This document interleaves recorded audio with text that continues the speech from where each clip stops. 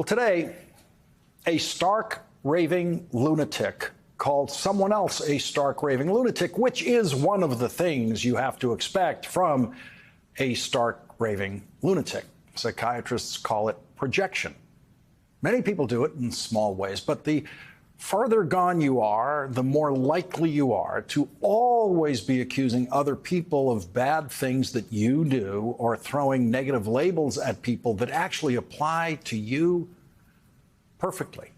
And so in psychiatric terms, talking about himself through projection, today Donald Trump called himself, and these are all Donald Trump's exact words, a man with the mind, ideas, and IQ of a first grader, a mental catastrophe, a stark raving lunatic who can't string two sentences together, and is not only dumb and incompetent, I believe he has gone mad.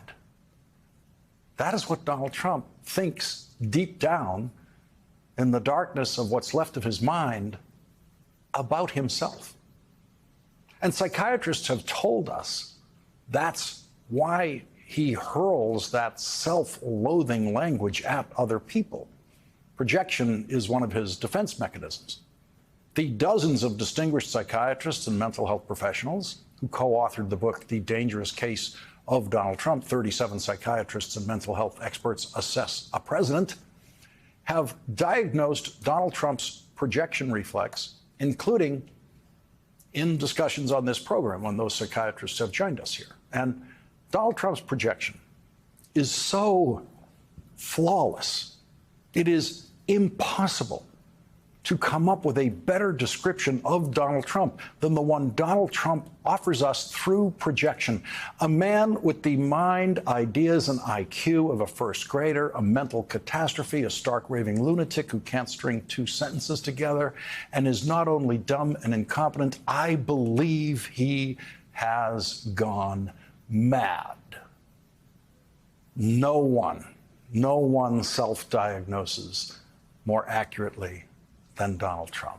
No one.